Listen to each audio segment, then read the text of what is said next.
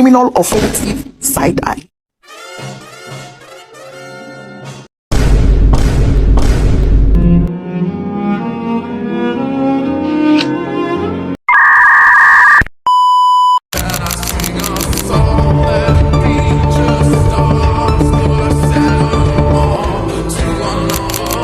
Jelang pemilu 2024, netralitas ASN kembali menjadi sorotan. Pasalnya, surat keputusan bersama 5 kementerian dan lembaga yang Pemirsa, aroma kecurangan pada pemilu 2024 mulai tercium. Salah satunya adalah pemilu Jawa Barat menemukan Aduh pusing, pala otak, pala Barbie pusing, bolak-balik, maju, mundur, maju, mundur, maju, mundur, maju, mundur. Anjay pusing banget coy. Assalamualaikum warahmatullahi wabarakatuh. Halo semuanya, perkenalkan nama saya Rina Alfia. Kalian bisa panggil saya Rina. Saya mahasiswa aktif semester 3 Prodi Hukum Tata Negara.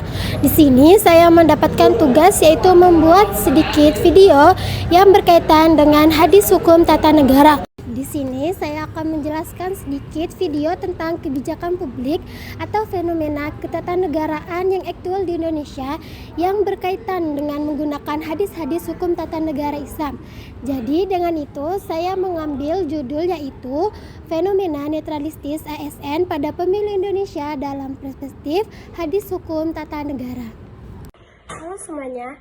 Sebelum saya menjelaskan tentang fenomena netralistis ASN pada pemilu Indonesia dalam perspektif hadis hukum tata negara, sebelumnya apakah kalian tahu apa itu ASN?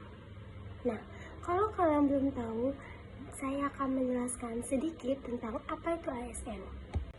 Nah, ASN adalah singkatan dari aparatur sipil negara, yaitu profesi bagi pegawai pemerintah yang terdiri dari 2 jenis utama. Yang pertama adalah pegawai negeri sipil PNS dan yang kedua adalah pegawai pemerintah dengan perjanjian kerja atau PPPK.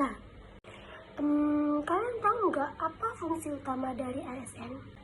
Nah, ASN ini memiliki fungsi utama yaitu melaksanakan kebijakan publik untuk memberikan pelayanan publik yang profesional serta menjadi perekat dan pemersatu bangsa.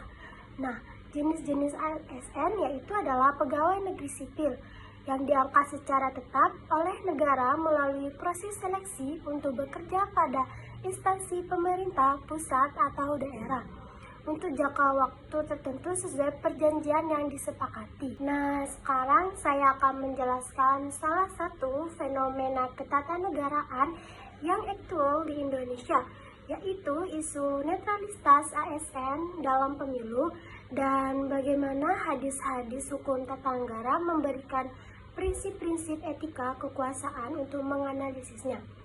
Nah, yang seperti kalian ketahui, setiap menjelang pemilu muncul kembali isu bahwa sebagian oknum ASN tidak netral, misalnya terlibat kampanye terselubung, memihak calon tertentu, atau memanfaatkan jabatan untuk kepentingan politik.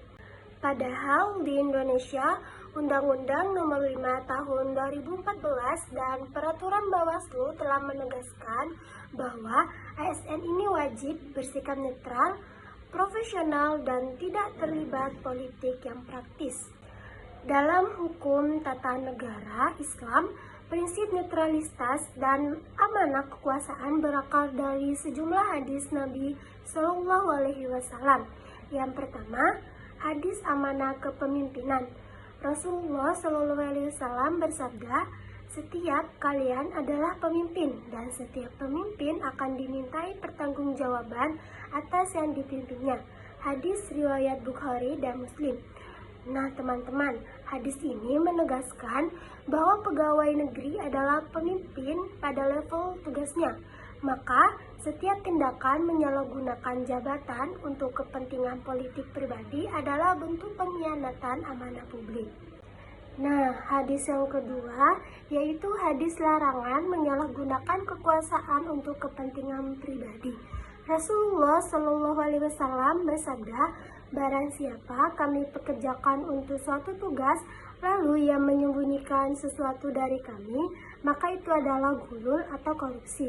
Nah teman-teman, hadis ini sangat relevan untuk ASN yang menggunakan fasilitas negara, jabatan, atau pengaruh birokrasi untuk mendukung kandidat baru.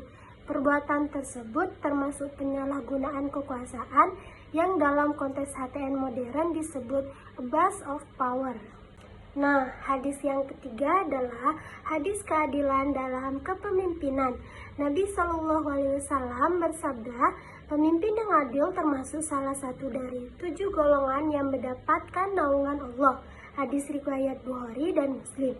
Nah teman-teman, prinsip keadilan mengharuskan ASN bersikap imparsial, tidak memihak, dan menjaga fairness dalam proses politik. Hadis ini menguatkan bahwa netralitas ASN hanya kewajiban hukum negara, tetapi juga tanggung jawab moral dan agama. Untuk memperjelas fenomena ini, kita bisa melihat beberapa kasus yang terjadi menjelang pemilu 2024. Yang pertama, kasus ASN di Lampung Timur.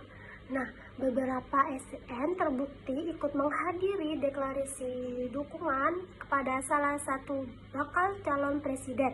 Nah, Bawaslu menyatakan tindakan tersebut melanggar atas netralitas karena menunjukkan keberpihakan secara politik. Yang kedua, kasus ASN di Sulawesi Selatan. Nah, seorang kepala dinas kabupaten mengarahkan stafnya untuk memilih calon tertentu melalui pesan WhatsApp. Pesan tersebut viral dan akhirnya menjadi bukti kuat pelanggaran. Yang ketiga yaitu kasus ASN menggunakan jabatan untuk kampanye.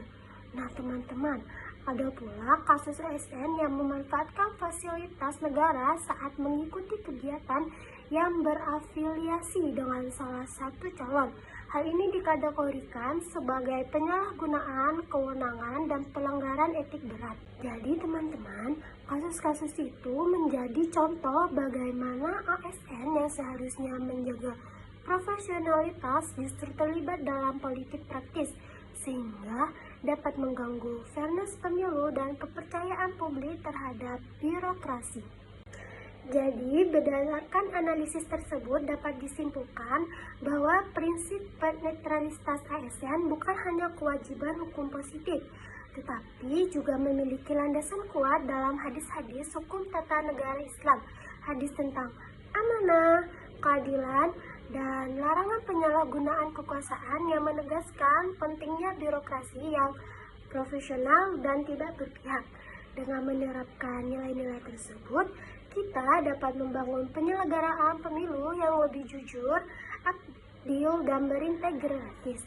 Jadi, pada akhirnya kualitas sebuah negara ditentukan oleh integritas para penyelenggaraan netralitas, bukan hanya aturan, tetapi komitmen moral. Semoga nilai-nilai yang diajarkan Rasulullah SAW dapat terus menjadi pedoman dalam membangun pemerintah yang adil dan berkeadaban.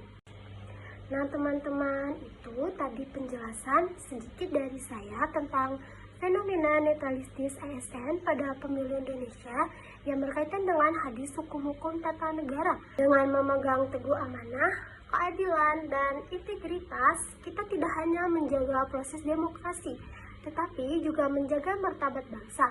Ketika kekuasaan dijalankan secara amanah dan adil, maka negara akan kokoh dan masyarakat akan percaya.